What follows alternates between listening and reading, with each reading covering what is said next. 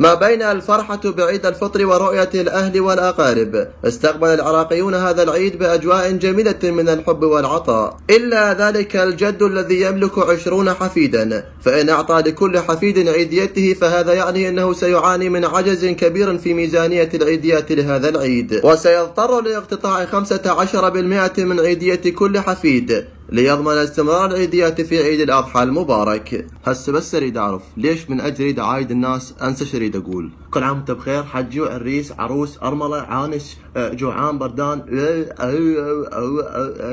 معناها نسيت شو اريد اقول لك. غلس وان شاء الله السنه الجايه اشوفك فوق جبل ايفرست، وان شاء الله السنه الجايه اشوفك فوق جبل حصاروست، وان شاء الله السنه الجايه اشوفك فوق جبل عرفه. النوب من اجى عايد الناس، الاعزب اقول له حجي، المتزوج اقول له عريس. النوب هذا المتزوج مثل ما مصدق، غير يكيف من اقول له عريس، على اساس هو شقد بطل ويقدر ياخذ زوجه ثانيه، وانا ادري بي لو عمليات بغداد كلها توقف وياه همين ما يقدر ياخذ زوجه ثانيه. مو يخاف من زوجته، لا، احتراما لها.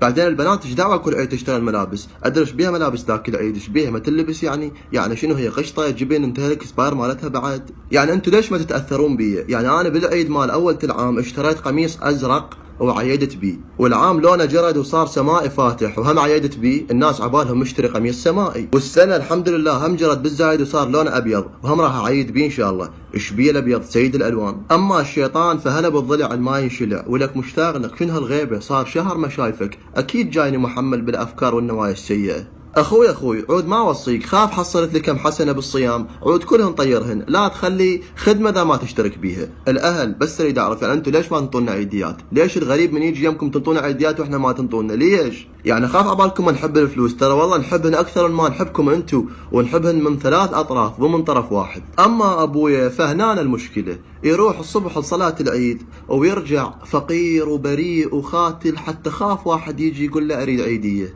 يعني 20 مره باليوم اعايده بس حتى اوصل له رساله انه يابا اريد عيديه وهمينه ما ينطيني.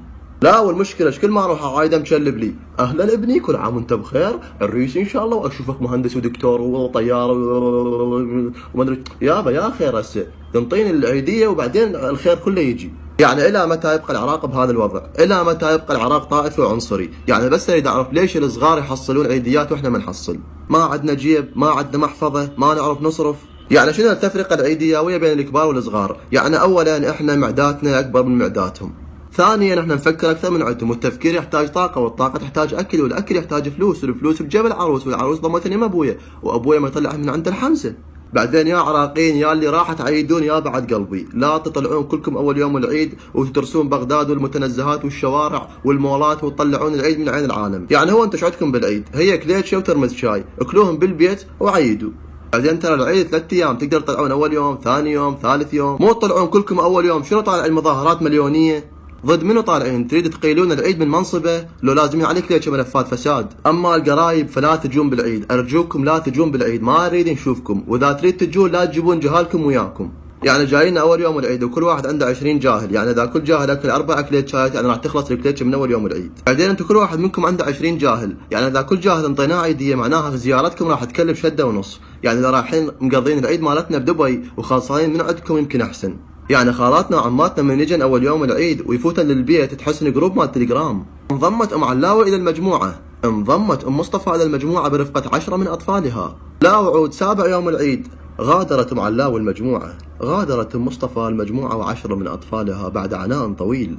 لا شنو الزحمه؟ ليش طلعتن؟ اصلا لو بقيت ال40 مو احسن؟ امهاتنا راح يجي العيد وراح نرجع نفعل خدمه الغداء والعشاء المجانيتين. ارجوكن ابوس عين طباخكن، نريد نرجع ناكل من صدق حتى نتعافى، لان رمضان خلص علينا وحتى ال500 داينها من الشركه. يعني مو راح ينتهي رمضان ويجي العيد وترجع عن تسوي هاي الانواع مال المرقه المجهوله الهويه، مرقه بوتيته، مرقه باذنجان، مرقه شجر. يعني البوتيته من يوم اجت للدنيا هي للفنجر، تسووها مرقه ليش؟ يعني بس اريد اعرف وين اكو مرقه اسمها مرقه شجر؟ وين اكو شجر يصير مرقه؟ يعني اكو واحد ياكل، يعني انا اكل شجر؟ بس اريد اعرف نقار خشباني؟ هسه هو غير يجي العيد والله متنا، صار لنا شهر كامل لا نقدر نحكي على احد، لا نقدر نشيل غيبه احد. بس هسه راح يجي العيد وراح ارجع افعل خدمه غيبه بفلس، وانا لكم يا اصدقائي.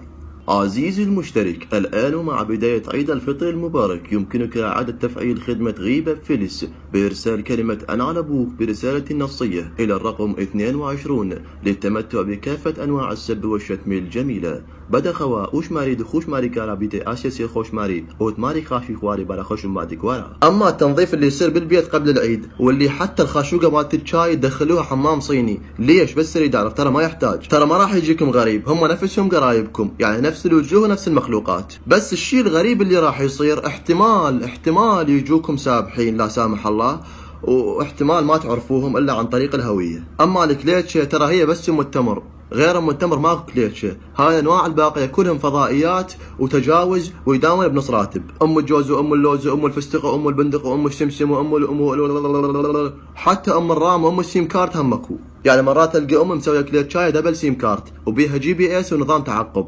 عيد وحب هاي الليلة الناس محدقين، لا من أمنا ولا أبونا فلوس محصلين، سويت نفسي فقير ورحت أتوسل، شو ما حد احترمني وقال تفضل، شايل محفظتي بإيدي وعايدت الكل وين ضمين فلوسكم لو أعرف وين. ترى هل ستعمم العيديات على الكبار والصغار في هذا العيد؟ هل سنرى ما تسمى بالكليتشة في كل بيت عراقي لنضمن الجالي لكل مواطن سعيد؟ أم أنه سيكون عيدا شبيها بسابقيه ولا يوجد شيء جديد؟ كان معكم من بغداد مختار طالب لقناة لا وجود لها أصلا.